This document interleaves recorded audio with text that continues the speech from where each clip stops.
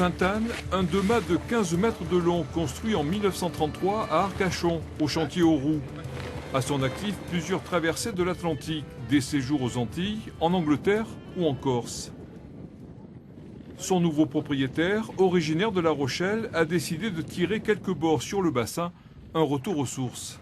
C'est un bateau assez facile à manœuvrer, on a un gréement fractionné devant et puis on a une voile, c'est pas un gréement auric, c'est une voile Marconi, donc il y a beaucoup moins de choses à gérer. Voilà. À deux, ça se manipule très bien. Sylvain a même quitté son travail d'ingénieur pour devenir marin. Régulièrement, il organise des sorties grand public. Là, on retourne à Arcachon pour embarquer un groupe de personnes handicapées que j'emmène naviguer tous les après-midi durant le séjour ici. Il faut être amoureux parce que sinon il y a beaucoup trop de galères pour quelqu'un qui n'est pas amoureux de ce genre de bateau.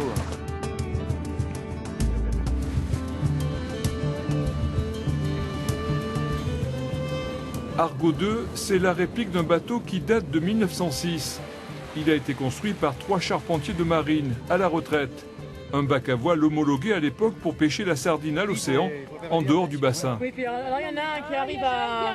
Ouais, mais alors là, si je suis normalement, je suis prio, mais bon... Il va te passer, mais il passe devant, là. Non, il passe devant. On a vu. C'est un très beau requin. Par rapport aux autres bacs à voile que nous connaissons, ce bateau a des formes particulières qui sont des formes rondes, on appelle ça des coques rondes, c'est-à-dire qu'elles ont une meilleure stabilité, elles ont une meilleure souplesse dans la mer. Les qualités sont des qualités de vitesse et eu égard au fait que ce bateau est relativement étroit par rapport à sa longueur. Il faut donner de l'air aux phoques. Là c'est bon, à vous pour le phoque. C'est un rêve de jeunesse parce que naviguer sur un vieux voilier traditionnel d'autrefois que nos parents ont connu, mon père en particulier a connu, donc c'est pour nous un retour aux sources. Des vieux gréements, il y en a près de 300 sur le bassin d'Arcachon. De mai à octobre, les associations organisent des rassemblements pour faire revivre la passion d'antan. Ce jour-là, rendez-vous est pris à l'île aux oiseaux. Nous réunissons toute la flotte particulière du bassin d'Arcachon, que sont les monotypes, les pacifiques, les loups, les canots mixtes, les bacs à voile. Donc on a toute une flotte qui est amoureusement entretenue par leurs propriétaires. Alors certains, ce sont des associations qui ont permis de sauver des bateaux. D'autres, ce sont des propriétaires qui ont également sauvé leurs bateaux, mais en les confiant à des charpentiers de marine qui, aujourd'hui, reprennent un petit peu le dessus parce que ce sont des bateaux qui plaisent de plus en plus. Jeune constructeur, mais je viens de finir de poser les membrures. Il faut que j'attaque le plus dérive et les bancs. L'association Amérami dépend du musée de la Marine à Paris. Elle a pour but de sauvegarder le patrimoine maritime français. Cette année, 3 bateaux arcachonnais vont être rénovés grâce à des dons ou des subventions des pouvoirs publics. C'est un crève-cœur de voir des bateaux qui représentent un savoir-faire, qui représentent un passé, de les voir petit à petit disparaître. Donc tant qu'on peut, on va essayer de sauver ce qui est sauvable. L'île aux oiseaux, c'est aussi l'occasion pour ces équipages de visiter les cabanes Chanquet.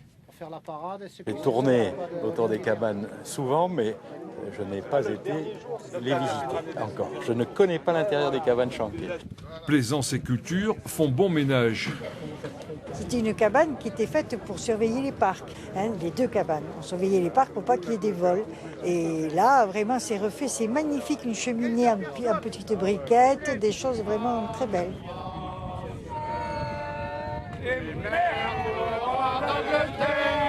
Il nous a déclaré la guerre. C'est le début de saison, on se retrouve tous et dans quelques semaines, on va rattaquer les régates, là on ne se parlera plus. À marée montante, il faut repartir et c'est Thomas qui mène la danse. Ce jeune homme de 12 ans est inscrit au club de voile de Claouet. Bientôt, il va participer au championnat de France de dériveurs. Aujourd'hui, Thomas se frotte au vieux gréement. C'est bon, pareil. On vire. Allez, on vire.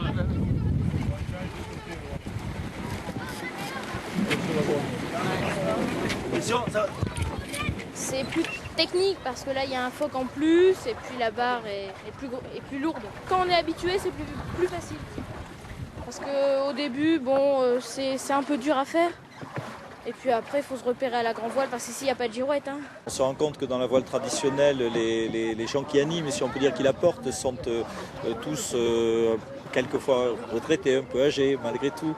Donc on a ce souci d'essayer de transmettre aux jeunes et de faire en sorte qu'après nous, il y ait cette transmission qui est la connaissance du bateau, du bassin, de l'île aux oiseaux où nous étions. Voilà.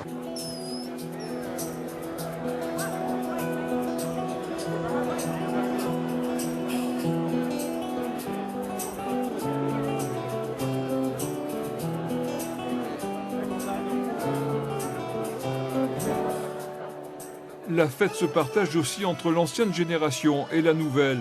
Pendant ce long week-end de juin, ils ont chanté, dansé à la Teste, Andernos et Arcachon jusqu'à plus soif, paraît-il, pour lutter contre le mal de mer.